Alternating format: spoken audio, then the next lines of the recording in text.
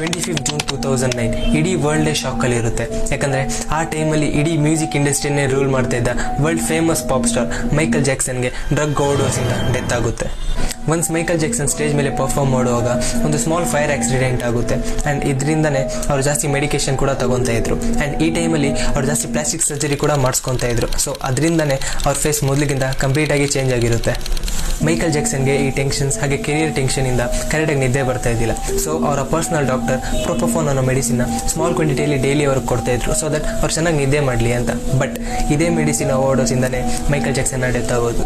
ಇದರ complete blame ಆ doctor ಮೇಲೇ ಹೋಯಿತು. ಬಟ್ ಆ ಡಾಕ್ಟರ್ ಪ್ರಕಾರ ಈ ವಾಸ್ ಅ ಪ್ರಾಪರ್ ಡಾಕ್ಟರ್, ಇದರಲ್ಲಿ ಅವನದೇನು ತಪ್ಪಿದಿಲ್ಲ, ಇದೊಂದು ನ್ಯಾಚುರಲ್ ಡೆತ್ ಆಗಿರ್ಬೋದು ಅಂತ ಆ ಡಾಕ್ಟರ್ ಹೇಳ್ತಾನೆ. ಬಟ್ ಆ ಟೈಮಲ್ಲಿ ಪಬ್ಲಿಕ್ ಹಾಗೆ ಮೈಕಲ್ ಜಾಕ್ಸನ್ ಫ್ಯಾನ್ಸ್ ತುಂಬ ಕೋಪದಲ್ಲಿರ್ತಾರೆ. ಸೊ ಅರ್ಜೆಂಟಲ್ಲಿ ಆ ಡಾಕ್ಟರ್ದೇ ತಪ್ಪು ಅಂತ ಅವನ ಜೈಲಲ್ಲಿ ಹಾಕಿಬಿಡ್ತಾರೆ. ಬಟ್ 2-3 ವರ್ಷದಲ್ಲೇ ಆ ಡಾಕ್ಟರ್ ಜೈಲಿಂದ ಆಚೆ ಕೂಡ ಬರ್ತಾನೆ. 2-3 ಇಯರ್ಸಲ್ಲೇ ಈ ಕೇಸ್ ಕಂಪ್ಲೀಟಾಗಿ ಕೂಲ್ ಆಗಿಬಿಡುತ್ತೆ. ಬಟ್ ಮೈಕಲ್ ಜಾಕ್ಸನ್ ಡೆತ್ತಿಂದ ಇದ್ದ ರಿಯಲ್ ರೀಸನ್ ಏನು, ನಿಜವಾಗ್ಲೂ ಆ ಡೆತ್ಗೆ ಆ ಡಾಕ್ಟರೇ ಕಾರಣನ, ಇಲ್ಲ ಇದೊಂದು ನ್ಯಾಚುರಲ್ ಡೆತ್ತಾ, ಆರ್ ಈ ಡೆತ್ತಿಂದೆ ಬೇರೆ ಯಾರ್ದಾದ್ರೂ ಕೈವಾಡ ಇತ್ತಾ?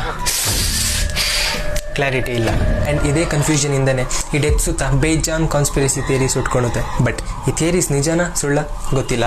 But there is a possibility that ಈ ಥಿಯರೀಸ್ ನಿಜ ಕೂಡ ಆಗಿರ್ಬೋದು. ಒಂದು ಥಿಯರಿ ಈ ಡೆತ್ ಹಿಂದೆ ಬೇರೆ ಯಾರ್ದೋ ಕೈವಾಡ ಇದೆ ಅಂತ ಹೇಳಿದ್ರೆ, ಇನ್ನೊಂದು ಥಿಯರಿ ಮೈಕಲ್ ಜಾಕ್ಸನ್ ಇನ್ನೂ ಸತ್ತಿಲ್ಲ, ಅವರು ಇನ್ನೂ ನಮ್ಮ ನಡುವೆ ಜೀವಂತವಾಗಿದ್ದಾರೆ ಅಂತ ಹೇಳುತ್ತೆ. ಆ್ಯಂಡ್ ಈ ಇಂಟ್ರೆಸ್ಟಿಂಗ್ ಥಿಯರೀಸ್ ಬಗ್ಗೆನೇ ನಾನು ಮುಂದೆ ಬರೋ ಪಾರ್ಟ್ಸಲ್ಲಿ ಡಿಸ್ಕಸ್ ಮಾಡ್ತೀನಿ. ಅದನ್ನು ನಮಗೆ ಮಿಸ್ ಮಾಡ್ಕೊಳೋಕೆ ಇಷ್ಟ ಇಲ್ಲ ಅಂದರೆ ಏನು ಮಾಡಬೇಕಂತ ನಿಮಗೆ ಗೊತ್ತು. ಹಾಗೆ ಈ ರೀಲ್ನ ನಿಮ್ಮ ಮೈಕಲ್ ಜಾಕ್ಸನ್ ಫ್ರೆಂಡ್ ಜೊತೆ ಶೇರ್ ಮಾಡಿ. ಅಷ್ಟರಲ್ಲಿ ನಾನು ಮತ್ತೆ ಬರ್ತೀನಿ, ನೀವು ಬರ್ತೀರಾ ಅಲ್ವಾ?